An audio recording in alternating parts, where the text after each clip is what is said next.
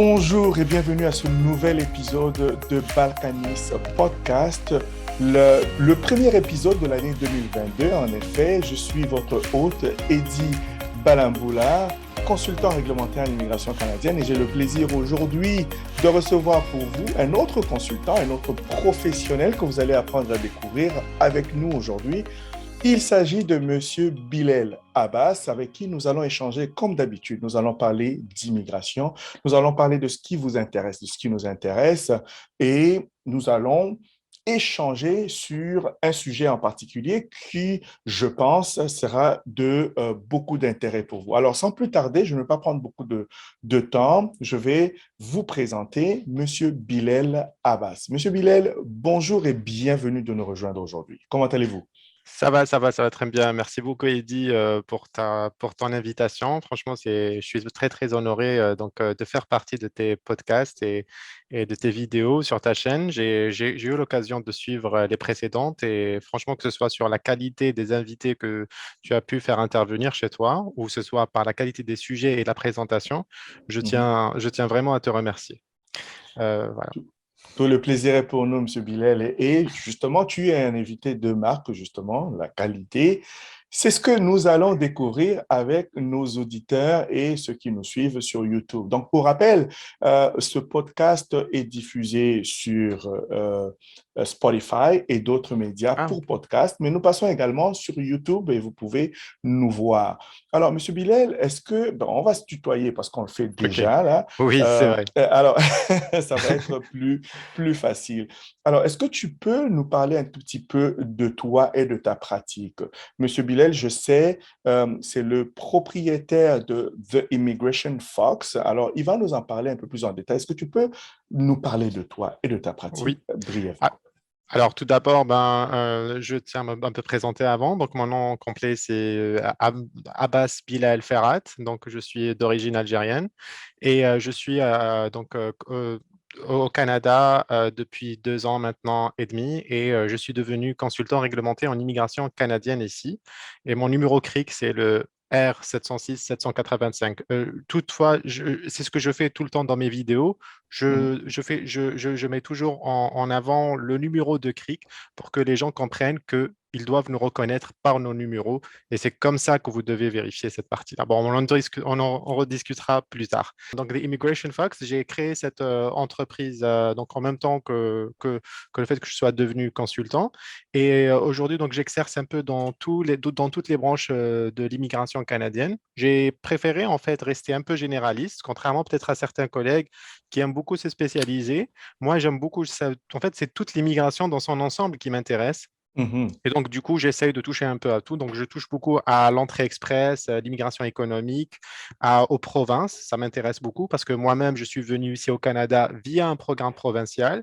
Donc, j'ai vu D'accord? quand même le potentiel qu'il y avait. Il y a aussi le fait de le parrainage. Et donc, en gros, surtout Un peu aussi de les tout. étudiants. Ouais, un peu de tout. Donc, voilà. Donc, j'en touche un peu à tout.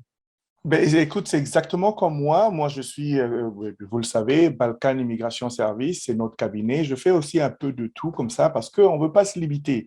En tout cas, il y en a qui choisissent d'avoir une expertise spécialisée ou une spécialisation dans un domaine quelconque. Mais pour l'instant, nous choisissons de toucher tous les domaines. Mais tu sais, nous allons entrer directement dans le vif du sujet parce que tu l'as abordé un tout petit peu. Tu as parlé, tu as mentionné ton numéro de CRIC. Et aujourd'hui, nous parlons de la profession de consultant en immigration. Alors, pourquoi as-tu senti ou pourquoi tu sens généralement le besoin de présenter ton numéro et de l'indiquer clairement comme ça? Oui. Pour quelle raison spécifiquement? Ben, écoute, Eddy, c'est très très clair. Moi, maintenant, j'exerce que depuis 1 an et quelques en Mhm, tant qu'immigration réglementée pour le Canada. Après, je vous explique, en fait, j'ai 9 ans d'expérience dans l'immigration. Je suis avocat de formation et tout ça, mais bon, on y reviendra après. Mais mhm. regarde, rien qu'en ce petit laps de temps d'1 an et quelques, le nombre de personnes qui se sont faites arnaquer est juste incroyable. Là, je parle que de ma personne. Imagine-toi OK. le groupe de consultants en immigration dans lequel nous sommes, et nous sommes des centaines, et c'est tout le monde qui nous dit qu'ils reçoivent des dizaines et des dizaines de personnes victimes d'arnaques. Donc, ces arnaqueurs, moi, je précise bien, je ne les appelle pas les consultants fantômes. Je mets un Mhm, point d'honneur à ne pas les appeler un consultant fantôme. Je les appelle les arnaqueurs. Pourquoi? Parce que mhm, c'est important, Eddie. mhm. La force des mots, il faut appeler les choses par Ah leurs non, non, mots, absolument, je suis d'accord. par leur nom. Et la Mhm, force des mots, elle est là. Quand tu dis consultant fantôme, ça veut dire que quelque part, on reconnaît l'expertise et l'expérience de cette personne. mhm, Et moi, je refuse de les appeler comme ça. Pour moi, c'est juste des arnaqueurs, c'est des voleurs. C'est comme ça qu'on mhm, les appelle. mhm, Après, je suis d'accord qu'il y a aussi consultants fantômes. Et ceux-là, c'est quoi? Je précise aux gens, c'est des consultants qui ont été à un moment donné consultants réglementés et qui ne le sont plus. mhm. Ceux-là, nous pouvons les appeler. Ils méritent éventuellement the ghost consultant ou les consultants fantômes, je suis d'accord. Mais OK. pour les autres, il faut les appeler par leur nom, c'est des arnaqueurs. Et il faut faire très attention. OK. Alors, parlons un peu de cela. Et commençons au début. Qu'est-ce qu'il faut faire pour devenir consultant réglementé et être autorisé, ne pas être arnaqueur, contrairement à ces autres-là? Comment on fait en réalité pour devenir consultant et être reconnu par le gouvernement canadien de pratiquer? Et dans quelles circonstances est-ce que on est reconnu lorsqu'on reçoit une rémunération? C'est ça, bah écoute, les règles, elles sont claires en fait. Si vous voulez exercer l'immigration dans beaucoup de pays, c'est vrai que ce n'est pas réglementé. Peut-être que moi-même, étant un spécialiste en immigration et global mobility, j'ai exercé à peu près 9 ans dans ce domaine-là, que ce soit pour l'Afrique du Nord et la Turquie. Je Mhm, travaille en fait pour des entreprises de multinationales dans l'oil and gas et le métier en soi, il n'est pas réglementé. Donc, n'importe quelle entreprise pouvait venir et se spécialiser dans ces démarches administratives pour procurer donc ces services-là et être mhm, rémunéré. Une fois mhm, arrivé au Canada, vu que j'étais dans le domaine, ça m'intéressait en fait toujours de le faire, mais j'ai vu que ici au Canada, c'était encadré, c'était réglementé, tant mieux. Donc en fait, ça protégeait aussi le métier et ça protégeait aussi les consultants. Donc ici au Canada, il faut passer par une formation évidemment. de droit, Mhm, une formation sur la loi et la réglementation canadienne. Et puis, mhm, par la suite, une fois diplômé, on n'a toujours pas le droit d'exercer. En fait, mhm, après, il faut passer un examen qui est le mhm, AP, mhm, l'examen qui va, lui, après, donc si nous avons réussi cet examen, nous devenons professionnels réglementés après validation de certains process par l'organisme qui est le CRCIC, actuellement appelé le CIC, qui est le Collège d'immigration et de citoyenneté canadienne. Donc, ça, oui. ils ont changé de nom. Mhm, Donc, aujourd'hui, on est réglementé et cet examen, on est passé par cet examen-là. Donc, il y a je pourrais dire des milliers de personnes qui passent l'examen mhm, et à chaque fois, donc l'examen il est très très poussé et ce n'est que les meilleurs qui le réussissent et deviennent consultants. Donc ça veut dire qu'il y a une vraie connaissance en la matière d'immigration et il y a une vraie connaissance des lois et de la réglementation, ce qui fait que nous sommes aujourd'hui devenus donc consultants réglementés. Donc ça veut dire qu'il y a eu beaucoup d'efforts, beaucoup d'énergie, beaucoup de moyens qui ont été mis dans cette profession-là pour finalement devenir réglementé et toujours avec une formation continue obligatoire, parce que le fait de absolument. devenir juste consultant ne suffit pas. Nous sommes tenus par notre collège de continuer notre formation tout au long de l'exercice de notre fonction. Et à cela, moi, j'aimerais ajouter qu'il y a quelques professions seulement qui sont autorisées à fournir des services en immigration Exact. et tout en étant rémunérés. Il s'agit des consultants réglementés en immigration canadienne, il s'agit des avocats, il s'agit des Docteur. parajuristes, il s'agit également des notaires. Ça, c'est seulement pour la province du Québec. Et donc, seulement ces professions-là sont autorisées à fournir des services en immigration canadienne moyennant rémunération. Donc, si vous êtes à l'écoute de ce podcast et que vous entendez ou vous retenez les services d'un individu qui n'a pas la reconnaissance du gouvernement canadien, alors à ce moment-là, vous faites probablement ou certainement affaire avec un arnaqueur, comme Bilal l'a appelé tout à l'heure. Exactement. Et en plus, voilà, je rajouterais, c'est que ça vous coûtera vraiment rien de Mhm, prendre le temps juste de demander à cette personne-là le numéro, mhm, d'aller sur Internet, 20 secondes, vous pouvez avoir votre confirmation. Si l'avocat il est enregistré au niveau du barreau, Vous pouvez Mhm. le vérifier. Un consultant, c'est pareil. Après, c'est sûr que moi, en tant que consultant, j'encouragerai toujours les gens de privilégier des consultants que d'autres professions. Ou alors, si vous voulez opter pour d'autres professions, essayez de bien vérifier, par exemple, si vous voulez opter pour un avocat, que cet avocat-là est bien spécialisé dans l'immigration. Parce que les avocats, avec tous les dossiers qu'ils ont, avec toutes les lois, parce que nous, en fait, toutes nos études, elles étaient vraiment encadrées Spécialisé. et spécialisées que dans l'immigration uniquement. Donc, nous ne Mhm. faisions pas d'autres choses. Et contrairement aux avocats, s'ils exercent sur plein de choses, ils auront beaucoup de mal de rester à jour par rapport aux lois sur l'immigration qui ne cesse de changer parfois au quotidien. Surtout Mhm. depuis l'arrivée de cette pandémie, il y a des lois qui changent au quotidien. Donc, je vous inviterai vraiment à privilégier les consultants.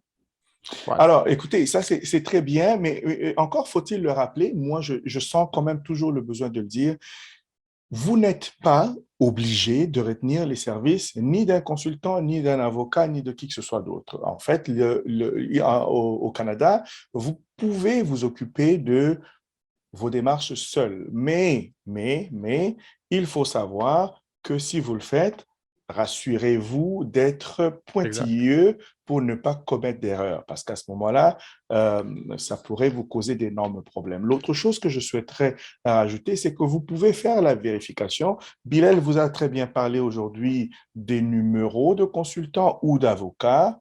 Vous pouvez également simplement en utilisant, en se servant du nom, parce que c'est certain que ceux qui vont venir se présenter à vous ne feront pas nécessairement ce que Bilal a fait au tout début en vous donnant automatiquement son numéro. D'autres ne vont pas le faire.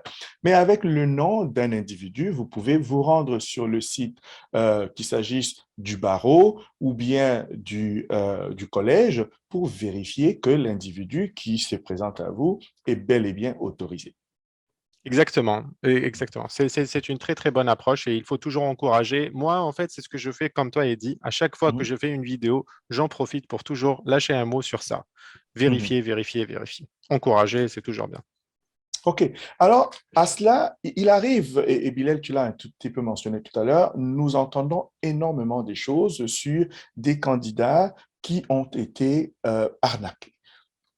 Quels conseils pouvons-nous donner aujourd'hui à nos auditeurs et à ceux qui nous suivent sur YouTube et d'autres plateformes? Comment faire pour éviter de se faire arnaquer? On y a touché un tout petit peu en parlant des vérifications. Est-ce qu'il y a autre chose? Est-ce qu'il y a des choses auxquelles ils doivent être à l'affût et savoir comment allumer les petites lumières rouges lorsqu'ils ont des entretiens? Disons que, par exemple, un individu se présente pour offrir les services comme il y en a à profusion Oui. sur Internet aujourd'hui. Comment il devrait le faire? Moi, en fait, alors il faut savoir que c'est un peu normal d'être en difficulté parfois de trouver, de vraiment trouver est-ce que cette personne-là est vraiment un consultant ou une personne qui est vraiment réglementée et autorisée à travailler dans l'immigration, parce que même le gouvernement canadien, Mhm, IRCC, parfois eux-mêmes, ils s'étonnent de la qualité de ces arnaqueurs-là. Parce qu'il mhm, faut savoir que ces arnaqueurs, ils ont arnaqué tellement de gens qui sont assez mhm, riches maintenant et mhm, qui peuvent investir beaucoup d'argent dans la création de sites web, dans la création de systèmes de paiement. Parfois, ils copient des informations d'entreprises qui existent déjà. Donc, mhm, c'est très, très simple. En fait, ce qu'il faut faire, c'est que toujours s'assurer. Lorsque vous rentrez en contact avec une personne, déjà, essayez de demander le numéro. C'est très simple. Ça, c'est la mhm, première étape. mhm, Parfois, on a des consultants qui passent par des agents qui sont installés dans d'autres pays. Donc, c'est pas, on ne traite pas forcément directement avec le consultant, chose qui arrive et c'est normal. Parfois, vous allez traiter avec une agence d'immigration, certes, ce n'est pas le consultant directement, mais il représente un consultant en immigration. Dans ce cas-là, qu'est-ce que vous allez dire? S'il vous plaît, donnez-moi donc le numéro de ce consultant-là. Vous allez le prendre, vous allez le vérifier. Puis après, avant de payer quoi que ce soit, faites en sorte que le contrat que vous allez signer soit en nom du consultant et vous ne devez déjà, il ne pourrait pas y avoir un contrat si il n'y a pas de rencontre avec le consultant. Parce que cet organisme, que les représentants du consultant en immigration ne sont pas tenus de procurer des conseils en immigration. Il n'y a que le consultant. Donc, à aucun moment, vous ne devez dealer, travailler avec les agences. Vous devez travailler qu'avec le consultant. Donc, si vous ne le rencontrez pas, si vous ne signez pas directement avec lui, tout simplement, c'est une arnaque. Même si l'offre, parce que c'est ça en fait, l'offre, Oui. elle est alléchante. Mhm. Souvent, l'offre, elle est alléchante. Je peux citer un exemple, moi, et ne pensez pas que c'est souvent que ce sont que des personnes qui n'ont pas un niveau intellectuel, on va dire, assez élevé ou quoi que ce soit. Je suis déjà tombé sur des personnes, c'était des cadres, des supérieurs de grandes entreprises qui se sont fait arnaquer. Et Mhm. c'était des sommes très importantes. Comment ça s'est fait? C'est que la personne, elle avait travaillé avec un agent d'immigration. L'agent en immigration, il avait fait le process, sauf que le process, il est lent. L'immigration, mesdames et messieurs, comprenez-le, c'est un process, c'est un investissement sur le temps et donc ça prend du temps. Nous ne sommes là que comme euh, consultants qui vont vous aider à faire votre application. Nous n'influençons en aucun cas la décision du gouvernement. C'est au gouvernement de décider quand est-ce qu'il va vous prendre, quand est-ce qu'il va vous donner. Donc, tout ça, c'est un process qui prend du temps. Donc, la personne en question, elle avait entamé ses démarches avec le consultant, elle avait fait un premier paiement, puis Mhm. après, le consultant, il avait tout fait en règle. OK? Elle était trop pressée. Elle était trop pressée. Et sur Internet, parce qu'il y a les algorithmes sur Facebook, sur Internet et tout ça, OK? quand on cherche beaucoup les informations sur l'immigration, ben, c'est là où les arnaqueurs, ils commencent à nous envoyer de la fausse information et des fausses invitations. Publicité, les annonces, Publicité. là. Mhm. Elle a reçu une offre d'emploi de chez une société qui voulait la recruter au Canada. OK? Et la dame, elle s'est dit, waouh, c'est super, donc ça va être beaucoup plus rapide. Je dis, ils lui ont dit, voilà, en 3 mois, vous pouvez être ici, nous avons besoin de vous rapidement. Mhm. Payez-nous 5 000 $, nous allons commencer votre procédure. Mais c'était tellement clair que c'était une arnaque. Genre, même si j'avais donné ça à un petit garçon, il aurait su tout de suite. Et vous me dites comment ça se fait qu'un manager ait raté ça. En fait, parfois, c'est les gens qui sont un peu désespérés, ils veulent tellement quitter leur pays, ils veulent tellement changer de vie, ils commencent à faire n'importe quoi et c'est exactement ce que cherchent ces arnaqueurs-là. C'est juste vous envoyer des offres alléchantes. Les consultants en immigration, ils ne vous promettent rien, on ne garantit rien. C'est ça, en fait, peut-être que vous allez trouver des difficultés avec nous, contrairement à ces arnaqueurs. Ces arnaqueurs, ils vous vendent du rêve. Nous, nous vendons la réalité. Madame, oui, votre profil est intéressant. Nous pouvons vous travailler dessus. Monsieur, vous, malheureusement, votre profil, nous ne pouvons pas le prendre. Alors, et comment je vais faire? Moi, j'ai besoin d'aller au Canada. Donc, vu que nous ne voulons pas travailler, il va chez cet arnaqueur qui, lui, bien sûr, il va lui dire, bien sûr, Mhm. nous pouvons traiter votre dossier, nous pouvons tout faire. Mhm. Et là, il lui prend tout son argent. Déjà qu'il était dans une situation difficile, il va empirer sa situation. Donc, je pense que c'est Mais facile. déjà, Bilal, excuse-moi, mais ce que Oui, tu bien dis, tu sûr. as soulevé beaucoup de points. Ça m'amène à dire simplement que lorsque c'est trop beau pour être vrai, mesdames et messieurs, c'est probablement faux. Parce que, exactement, quand, à vos propres yeux, vous pensez que c'est irréaliste, mais c'est probablement le cas. Il faut faire attention. Mais un autre point que tu as abordé, Bilal, et je trouve très, très important de le souligner, s'il vous plaît, sachez-le bien. Nous ne pouvons pas, vous ne pouvez pas payer pour une offre d'emploi au Canada. C'est illégal que de Oui. payer quelconque frais pour avoir un emploi au Canada. Donc, toutes les annonces que vous recevez, que vous voyez, toutes les offres d'emploi que vous recevez, pour lesquelles on vous dit, il faut payer un dépôt de ci, il faut d'abord effectuer tel paiement, c'est illégal de le faire et ce sont des arnaqueurs. Et j'aime beaucoup le terme que Bilal emploie, justement.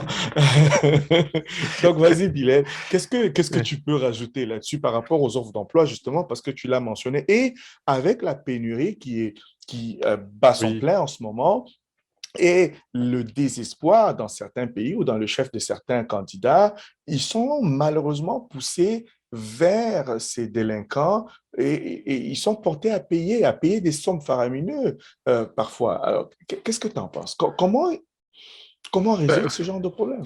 écoutez, moi, je dirais surtout que les gens, ils doivent résister à ces pulsions je ne sais pas, peut-être que on ne peut pas blâmer que les arnaqueurs à un moment donné. Hmm.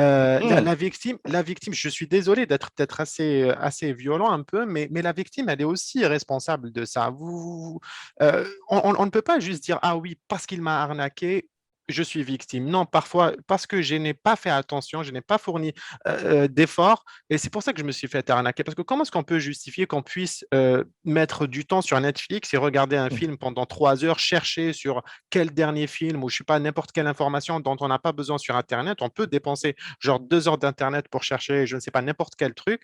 Mais par contre, pour chercher une information aussi intéressante que l'immigration, où il en va carrément de ma situation financière, de mon équilibre social, parce que je pourrais carrément faire faillite. Et je connais des Mhm. gens qui ont fait faillite à cause de ces arnaqueurs-là, et toutes Mhm. leurs économies sont parties. Donc, je pense qu'il faut aussi que les victimes fassent très attention avant de se En fait, lancer. faites attention avant de devenir victime, hein. C'est ça, exactement, exactement. Et ça, parce qu'après, sinon, ça ne servira à rien. Et exactement ça. Donc, faites très, très attention et il est de votre devoir de vous assurer. Il Mhm. y a tous les moyens. Avant Mhm. de faire quoi que ce soit, allez-y sur le site de canada.ca. Donc, ne nous croyez pas, nous, en tant que consultants, ne croyez pas Eddie, ne croyez pas Bilal, c'est normal. Allez-y sur le site officiel du Canada. Ah, tout simplement, je ne sais rien. Comment reconnaître un vrai consultant d'info? Exactement. Et vous aurez tout Exact. de suite le premier site, parce qu'il est sponsorisé par le gouvernement, canada.ca. Voici comment reconnaître un consultant. CRC, voici, parce que tout le temps, tout ça, ils sont sponsorisés, donc vous allez les retrouver tout le temps en Mhm. premier Mhm. sur Internet. C'est très Mhm. facile. Donc, vous ne pouvez pas me dire, je ne le savais pas. En fait, c'est par je pense que c'est votre envie de quitter votre pays et de changer de situation qui vous a poussé à prendre cette décision que vous-même, parce que je te promets, Eddie, la personne qui a été arnaquée, je te promets, elle me disait, je le savais que c'était une arnaque. Mais, Je OK, te mais il promets. a quand même continué. Il a, Elle a payé en 2 fois. Comment est-ce que Elle tu a payé expliques deux ça? fois. En 2 fois. Donc, les 5 000, c'était $5 000, c'était en 2 fois. Comment est-ce que tu peux expliquer ça? 2500, il n'y avait rien eu. Puis après, on lui a dit, voilà, maintenant, nous sommes arrivés à la deuxième étape. Mais il s'est passé quoi à la première étape? Et elle savait que c'était une arnaque. Mais ils lui ont dit, non, non, c'est bon, cette fois-ci, c'est bon. Et elle a payé la deuxième, et c'était cette fois-ci 5 000 au lieu de 2500. Donc, elle le savait. Et elle l'avait fait. Donc, à un moment donné, oui, elle est victime. Je suis d'accord. Elle s'est faite voler. C'était un arnaqueur. Mais tu ne peux pas me dire qu'elle n'est pas responsable. Mais Mhm. comment est-ce qu'on pourrait expliquer ça? Je pense qu'il faut la prochaine fois essayer de ramener un psychologue. Invite un psychologue. Non, mais sérieux. Non, mais Oui, sérieux, c'est Eddie. un... Non, c'est une mais bonne idée. Et pour d'ailleurs, comprendre. c'est un bon point, Bilal, parce que en fait, Balkanis Podcast, l'idée ici, c'est d'échanger. Échanger avec plusieurs corps de métier, plusieurs professions. Nous parlons ici avec Bilal, qui est un consultant. Nous parlons avec des avocats. Nous allons parler avec des experts en ressources humaines. Nous allons parler avec des psychologues et Oh, ça d'autres serait top. professions pour essayer de comprendre, parce que l'immigration implique plusieurs domaines, plusieurs professions. Ouais. Et l'idée ici, c'est pour nous d'être en mesure de vous aider, d'investir dans l'humain que vous êtes, parce que ça, c'est ce que nous sommes en train de faire, c'est ce que nous voulons faire lorsque nous avons choisi l'immigration. Oui, c'est pour nous, nous gagnons notre vie de cette manière-là, mais c'est aussi et surtout pour vous, vous aider dans votre projet d'immigration vers le Canada, dans le but, bien entendu, de vivre une vie meilleure ou Oui. d'atteindre vos objectifs que vous êtes fixés. Alors, Bilal, est-ce que tu avais autre chose que tu voulais rajouter sur... Sur ce point-là, je pense que l'essentiel a été dit. C'est Donc, c'est assez assez facile.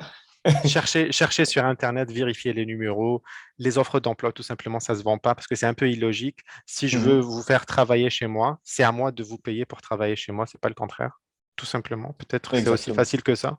Exactement, exactement. Et sur le site de canada.ca, justement, généralement, vous allez trouver ce qu'on a, le terme représentant en immigration. Oui. Donc, écrivez ça sur Google. Comment trouver ou vérifier mon représentant ou mon consultant? Vous allez certainement avoir, il y a énormément d'articles qui vous parlent de la vérification des représentants en immigration au Canada. Et donc, Bilal, nous allons maintenant parler un tout petit peu des programmes d'immigration, mais pas tout à fait, mais nous allons parler des francophones.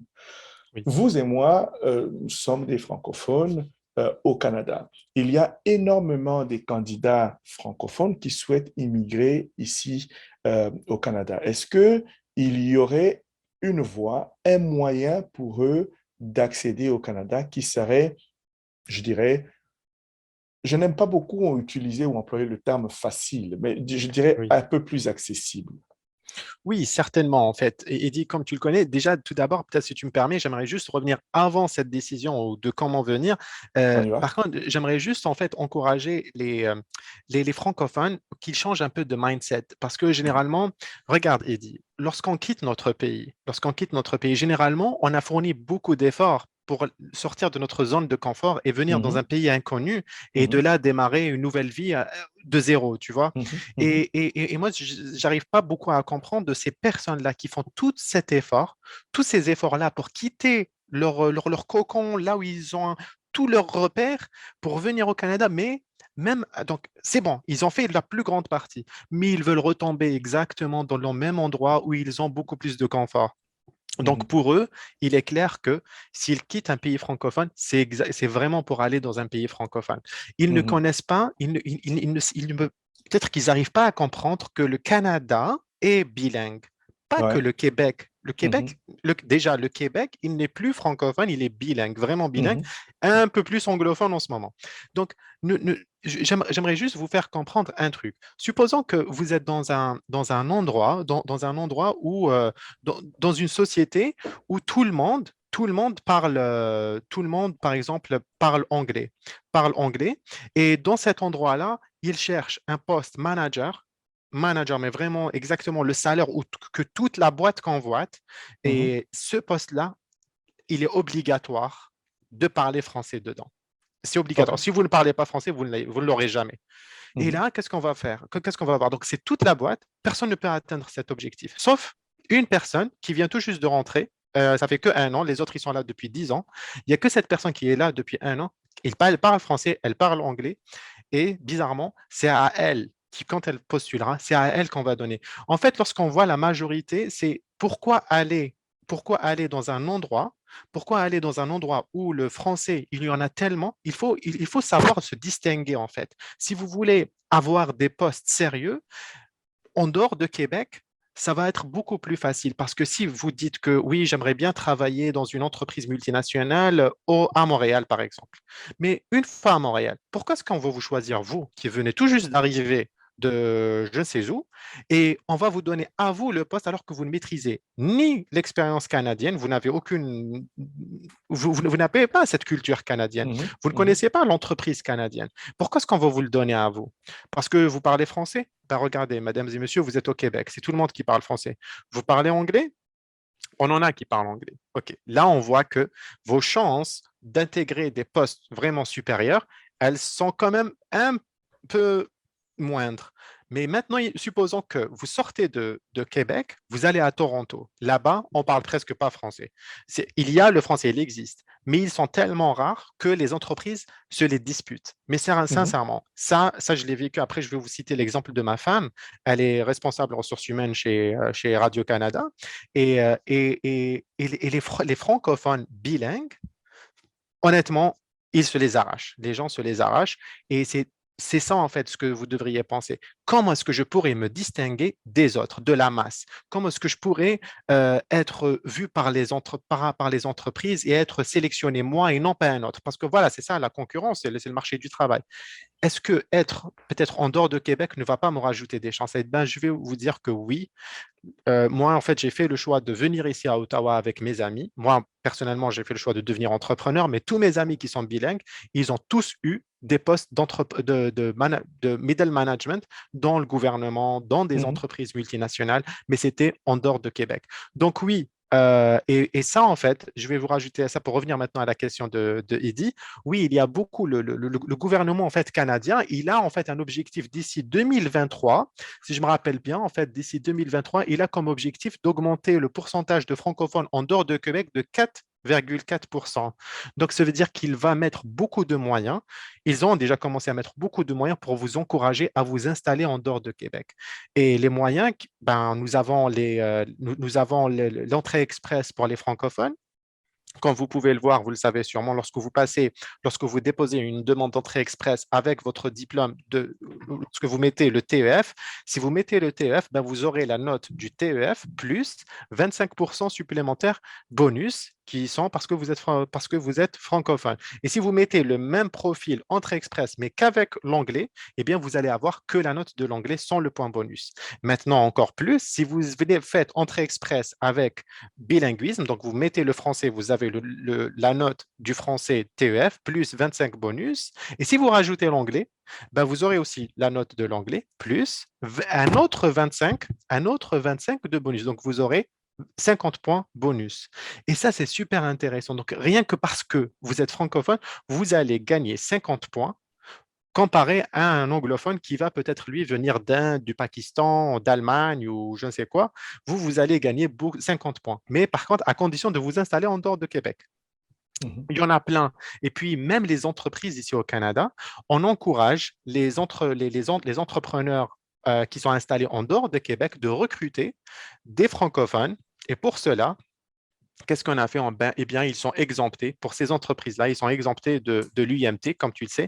C'est ce qu'on appelle Mhm. la mobilité francophone. Je Mhm. pense que tu as déjà invité Seb, il maîtrise très, très bien ce sujet-là. Il a déjà été invité sur tes vidéos. Et Exactement. je vous invite d'ailleurs à revenir sur la vidéo de Seb. Il en parle très, très bien. Et donc, ces entrepreneurs-là, eh bien, ils sont exemptés juste parce que le gouvernement veut les encourager à recruter de la main-d'œuvre francophone au lieu de toujours penser à ramener des anglophones parce que voilà, vous pensez que le fédéral, c'est que anglophone. Donc, franchement, pensez-y vraiment. On vous encourage vraiment à. D'ailleurs, de toute façon, Étienne, nous sommes en train de le remarquer. Maintenant, il y a de plus en plus de francophones qui s'installent du côté fédéral. D'ailleurs, je suis en train de traiter des demandes de Québécois, de personnes qui sont installées à Québec, à Montréal. Ils sont en train d'appliquer pour le fédéral maintenant. La Mhm. tendance, elle est en train de changer.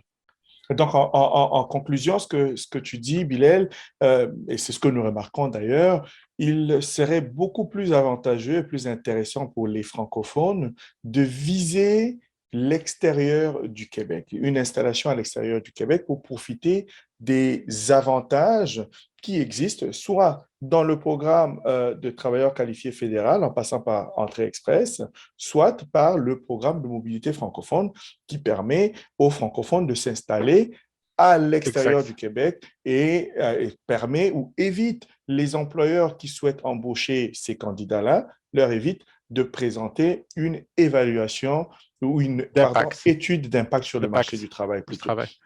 Et donc, Exactement. oui, vas-y. Non, mais parce qu'en fait, Eddy, les gens ont peur, ils choisissent le Québec juste parce qu'ils pensent qu'ils vont pas pouvoir travailler au fédéral.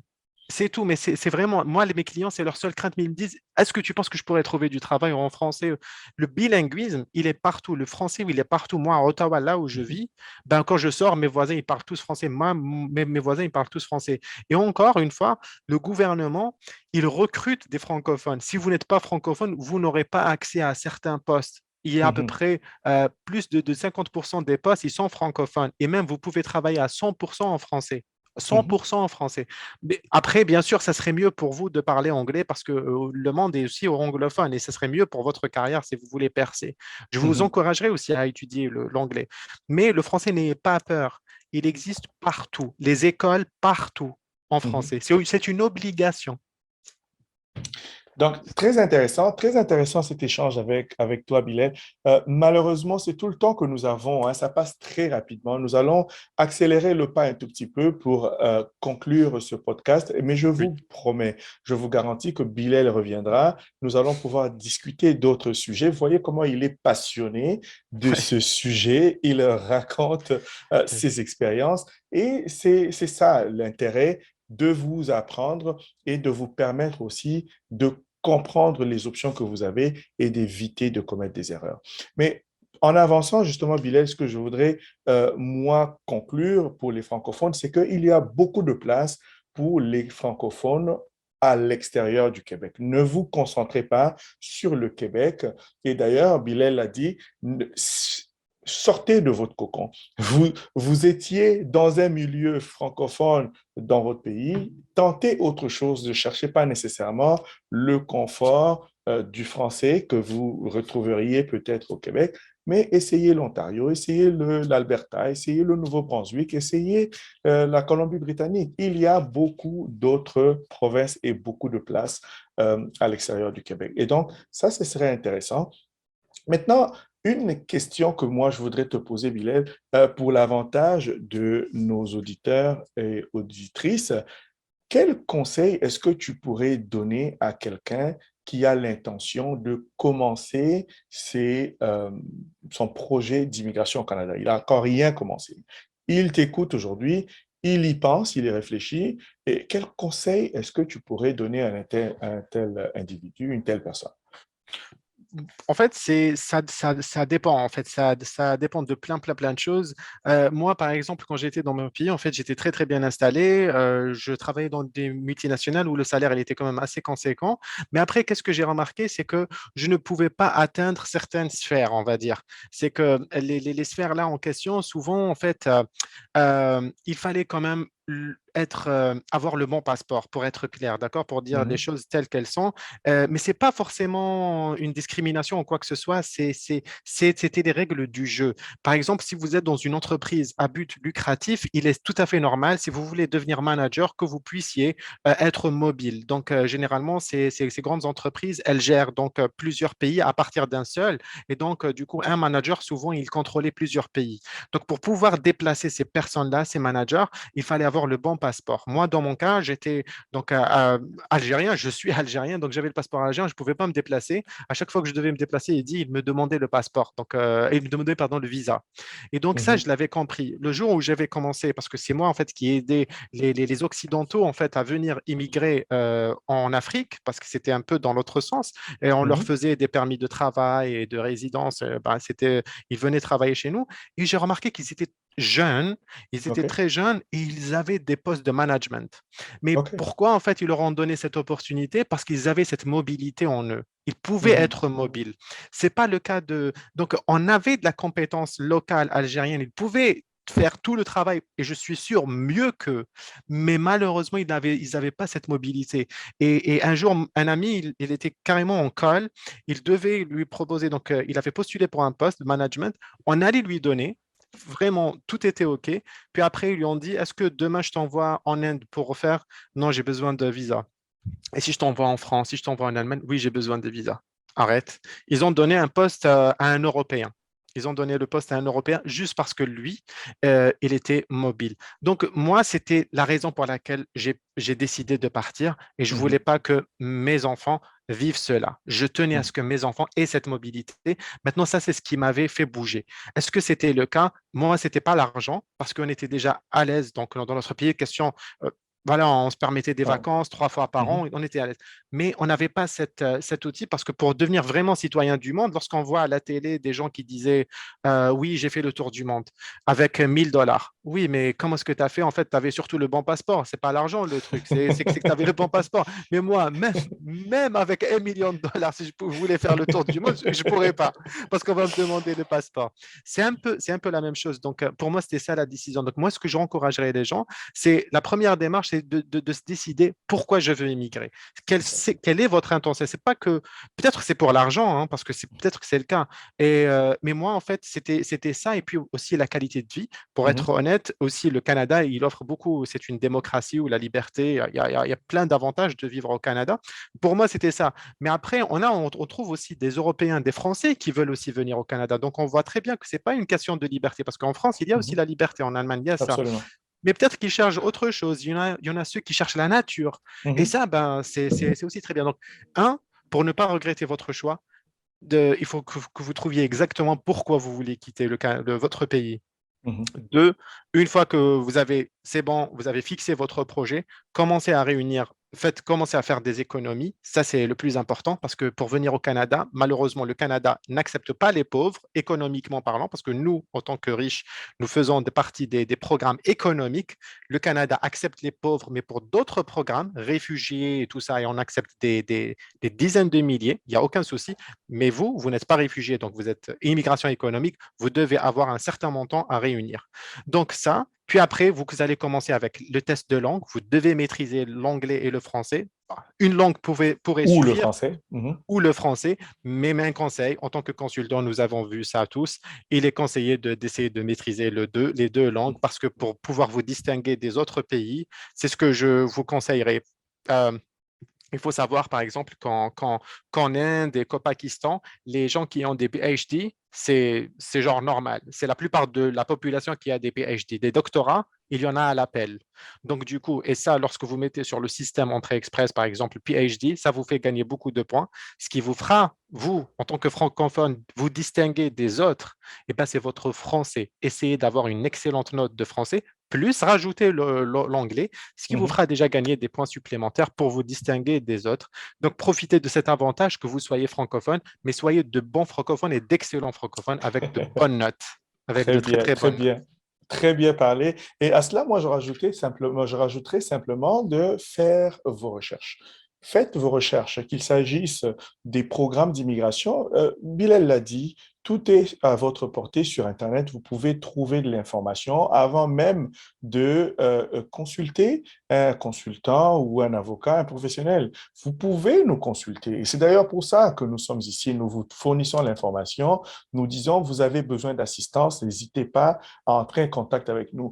Mais c'est encore bien plus intéressant lorsque vous savez vous-même déjà ce que vous voulez, comme Bilal l'a dit. Vous savez ce que vous voulez. Il va être beaucoup plus facile pour nous de vous accompagner et guider dans cette direction-là. Et donc, malheureusement, c'est tout le temps que nous avions. Cela nous emmène à la Oui. conclusion de notre entretien. Mais avant cela, je voudrais demander à Bilal de fournir les coordonnées, ceux qui nous écoutent aujourd'hui, s'ils le souhaitent, entrer en contact avec toi, Bilal. Comment ils font pour te joindre, ton adresse courriel, site Internet, numéro de téléphone si tu le souhaites. Ensuite, Oui, j'ai une dernière question pour toi. oui. Alors, vas-y, Bilal. Alors, oui, pour nous contacter, il est assez facile. Donc, vous pouvez juste taper theimmigrationfacts.ca, donc .ca ou .com.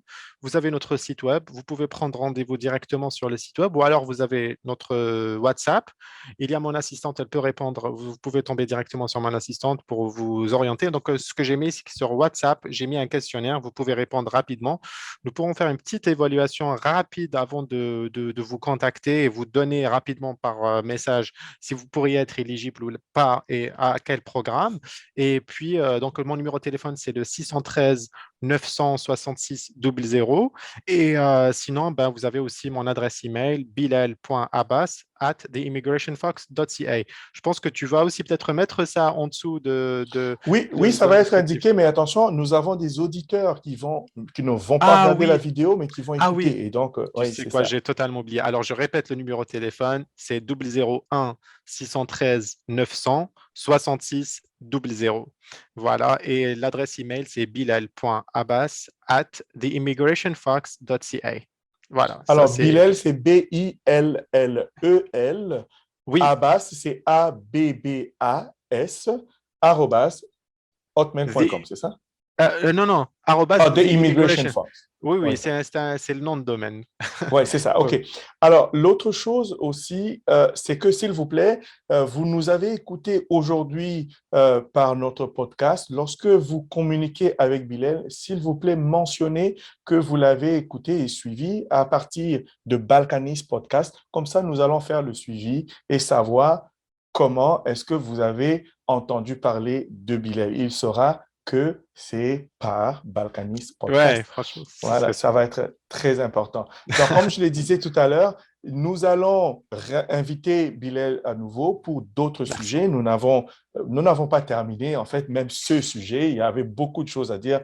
Malheureusement, c'était tout le temps que nous avions. Donc, n'hésitez pas à entrer en contact avec lui. N'hésitez pas à entrer en contact avec nous pour retenir nos services. Vous avez besoin d'une consultation.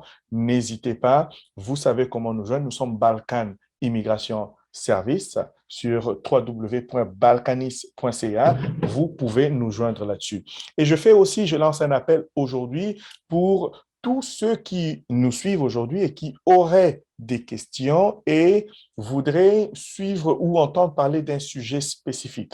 Alors, s'il vous plaît, Ouais. communiquez avec nous, soit par WhatsApp, notre numéro, c'est le +1 613 302 79 12, ou bien laissez un commentaire, dites-nous qu'est-ce que vous voulez entendre, parce que nous prévoyons pour l'année 2022, nous allons organiser des séminaires, nous allons avoir des entretiens avec d'autres professionnels, nous allons également pouvoir organiser des lives, des sessions en live au cours desquelles vous allez poser vos questions et nous allons pouvoir vous y répondre, soit Balkan Immigration Service tout seul ou parfois en collaboration avec d'autres professionnels que vous avez déjà vu circuler ici et d'autres qui viendront encore.